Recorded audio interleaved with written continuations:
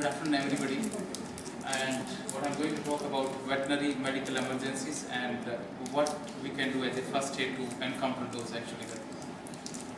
Next. So the first thing which commonly I think everyone, whoever is handling the street animals or whether it's a pet animals, they encounter, there will be a dog bite wound actually there. So it could be mild, it could be severe, it's a different nature actually. So it's a very important thing how to approach animal which is been bitten by a dog or which is bitten by a cat or whatever it is actually. So you should approach very carefully because when animal has pain, so he can bite you also. He can be a little dangerous for you also. So you can use a muzzle for him or you can probably use some thread or something to tie his mouth. So approach carefully for that. That's a very important thing. As far as wound is there, if it is a mild wound, then probably you can just clean it with a cotton or normal saline. But if it is a big wound, then I probably will advise before you reach to the veterinary hospital, because those dog bite wounds are very contaminated and infected actually. So it will be more advisable if you can flush it thoroughly with the normal saline, or maybe you can use clean water if it is normal saline is not available with you actually. If you find that animal has a large wound or this is really badly mutilated, then you can use towel or maybe some bed sheet which is clean. You can wrap it up so that it will give a compression and animal will not move much actually, which will reduce the pain as well. So you can wrap it up and you can take it to the hospital actually. Next slide. Then, which is a common problem, this is bleeding actually. It could be because of dog bite wound or maybe fall, maybe car accident. Or next is emergency which comes is bleeding actually. So when wound is bleeding, whether it's a mild or whether it's a severe in nature. So the best possibility which you can do is you can put a direct pressure actually, and the pressure should be continuous for 10-15 minutes, because if you keep removing your pressure in between, that clotting will not happen and it will keep bleeding in fact. So you should give a continuous 10-15 minute pressure actually. And bandaging is a caution actually. Some areas which you feel is accessible to you and you can do a bandaging. Bandaging can be just a towel, you can wrap it around that, or you can use maybe proper cotton wool, or you can bandage with that. But some area like neck, chest, you try to avoid bandaging because you can actually suffocate the animal with that. I know. Then this is an emergency which can be with a pet dog also, or pet animal can happen, or even it can happen in the street or when road you find any dog which is having difficulty in breathing or actually is about to stop breathing actually. So what is the CPR or cardiopulmonary resuscitation you can do? One thing which probably I will advise you, place the animal before you reach to the hospital, or when your animal is in ambulance or maybe in the car during that time. You try to place animal on the right side so that left side stays up, because heart is normally on left side, so you can give a better cardiac massage during that time.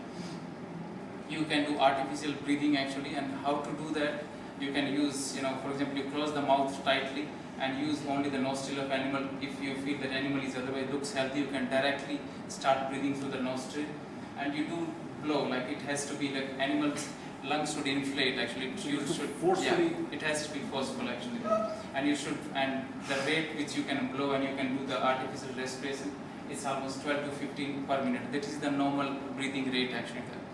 And you keep doing till then you find that animal actually start breathing in fact. And this is a very good technique which can sometimes really help a dying animal in fact. And if you are scared that animal you will get infected when you are blowing that time, you can use a towel or something which is just to keep on the nostril of animal, and you can start blowing through that actually. Then cardiac resuscitation.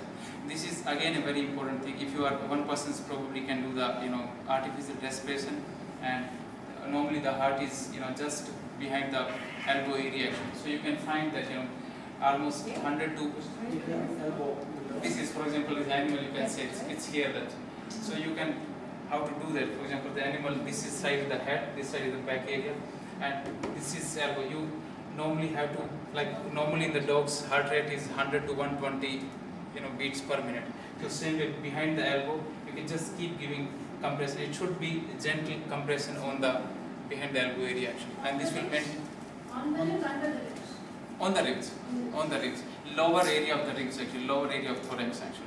So this will basically keep the heart moving in fact. So this will help the heart to pump the blood actually, and that sometimes can really revive the animal.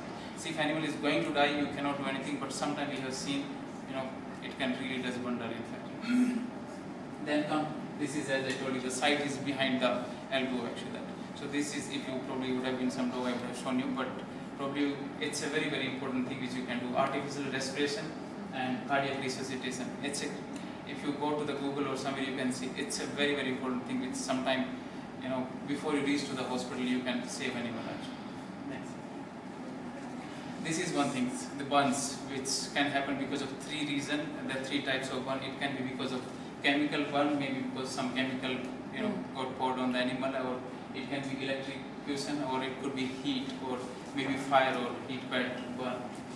Normally, how to recognize whether it's a heat burn or not? So normally you'll find on animal, if it is not a very hairy breed, you will find there will be blistering, small blister will form on the skin. Apart from that, you'll find the redness on those spots, and it will be swollen and very painful. In fact, it's really very painful because lots of histaminic secretion happens. So it's a really very painful burn. So when there is burn, whether it's electrocution or whether it's because of heat or whether it's because of chemical, so there's lots of pain and there's lots of ongoing cellular death happens. So what you can do, you can stop, you can reduce the pain of animal, and you can reduce the ongoing cell death. So that's very important thing is flushing with the running cold water. So take maybe hose pipe or maybe cold water, or maybe that from the fridge you can take directly water. Start pouring on that area continuously till you reach to the hospital or clinic. This will reduce the pain because normally cold water is a good painkiller in fact. Second thing, it will reduce the cell death which is happening, it will help to that, and plus it will help to reduce the swelling also because cold water work as anti-inflammatory. Or ice packs you can use. If you find there is some chemical burn is there, then you can brush those chemicals. There's something like mercury or those kind of things. Brushing means remove the chemical manually basically. Use the brush to remove. Was abrasion on the No, simple soft brush basically. It's not, or you can use rough hand towel so that you can just take it out. Can we put that Burnol which we use for human burns? Yeah, it can be used, yes. It can be used. Burnol also, which is a commonly available cream, if it is available, you can use on that. So if it is, so that can be used. Next. Then choking, you probably find sometime animal has eaten bone or some, maybe it can happen with the pet animal also. He's sometimes, particularly with the Labrador, they're so greedy actually, they eat very fast, so they can choke themselves actually. So this is the important thing which you probably need to see, because before you reach to the animal, it can be very fatal. So one thing is, normally when you find like many dog has sometimes laryngitis or some have the kennel cough problem, and but owner will call us and they say something is stuck in the throat. So how to identify that for a common person, which I can tell you. Normally if there is something stuck inside, then animal will start putting his paw inside the mouth. He'll be constantly keep doing. He'll be very restless. He'll be he will not drink. He will not eat. So those are very common signs which probably you can distinguish from any kind of respiratory problem or those things. Put the paw inside. Yeah, he will try to take it out actually. This animal will show that. He'll be keep putting his paw constantly. So these are some distinguished factors you can use. At least a couple of times you've asked me if I can make the dog drink water. Yeah, so that's what that's what you'll not eat and drink. Sometimes they say yes, he's eating and drinking fine, but I feel some bone is stuck. So it's normally doesn't happen. He will not eat, he will not drink. So unless and until it's some partial obstruction, and tongue will become blue and he will have difficulty in breathing. Then the very important thing, again the same thing, when animal is restless, in pain and distress, he can bite you, so approach carefully. And you can use plier at home if it is common. You can use plier, you just somehow open the mouth, you take the help of some person. You can use tweezer or plier depending upon that. How do you reach down the throat?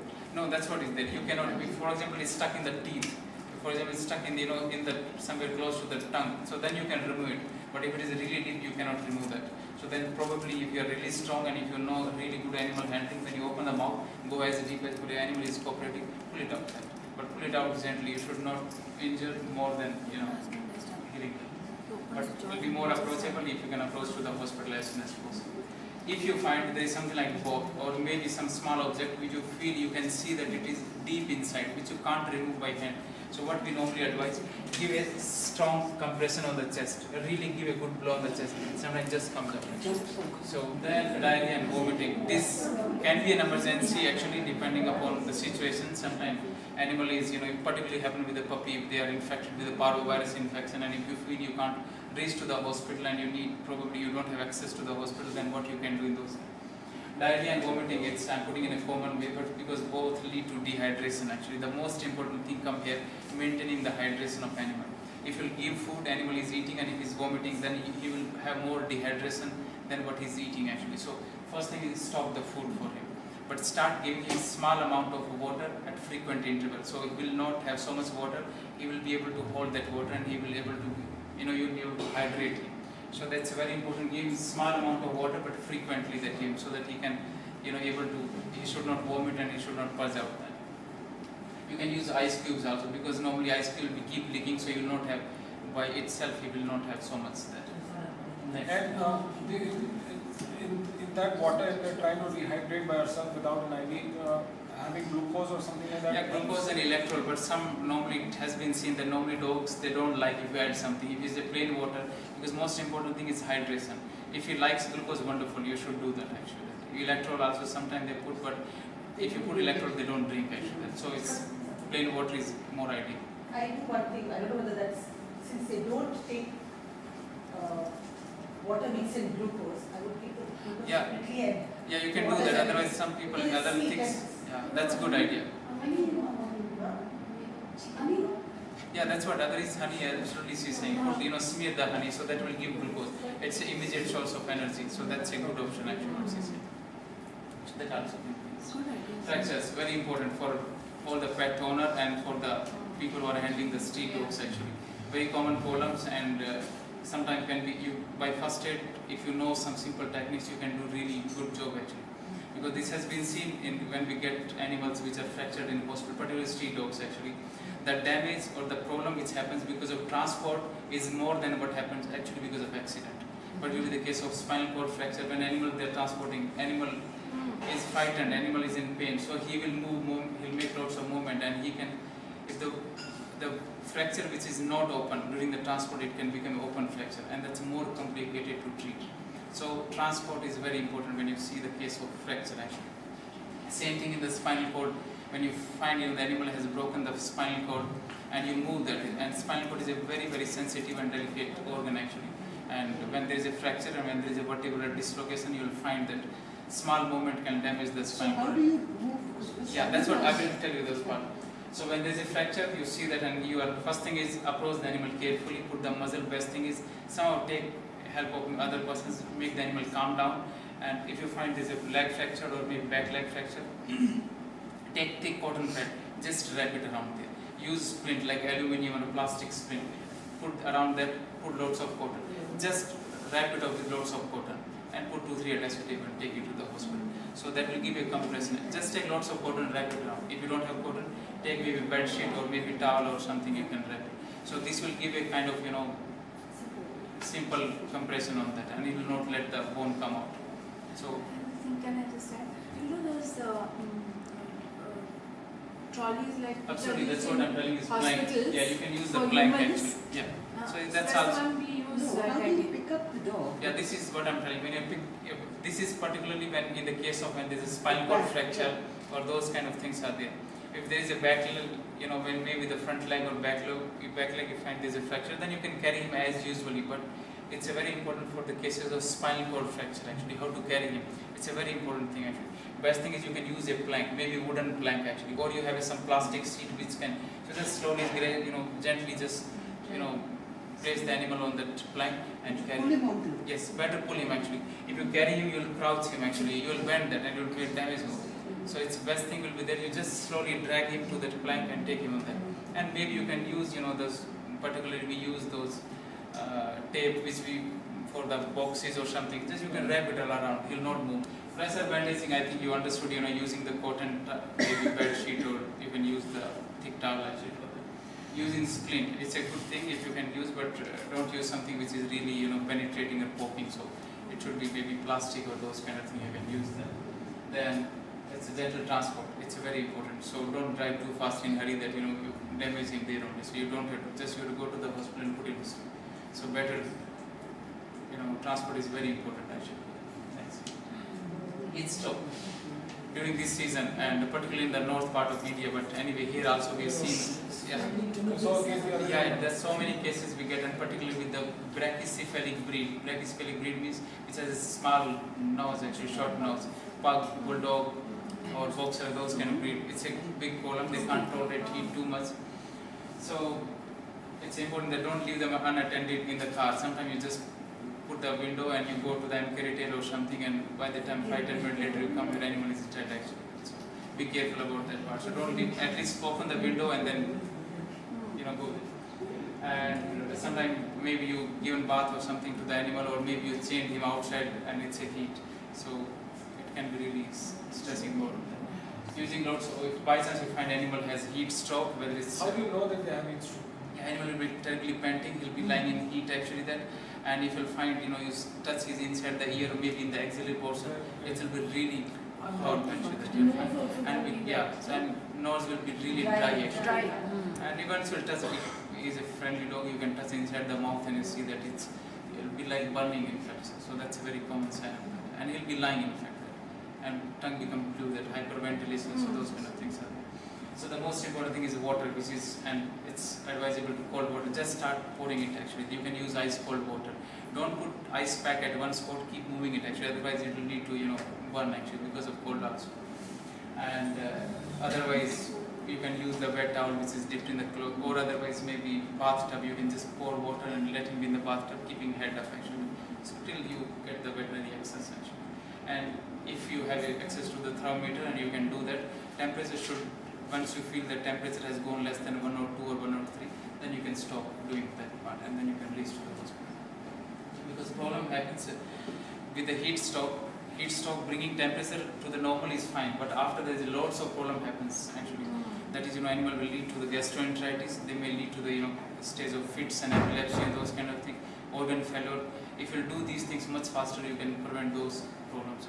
Heat stroke is just only one day, it's not a one day job actually, you need to treat for a really long time because organ failures are very So it's common. important that after the temperatures come down, the dog, we still take it to the vet. No, it has to be. It has to be. That has to be, because he has to put an IV fluid, he need to, because kidney is the first organ which is going to shut down, and gastroenteritis and those things are common after that. Because mucous membranes are very, very sensitive for heat and they will slough off. You'll find the diarrhea is happening after that. So it should be taken. Next.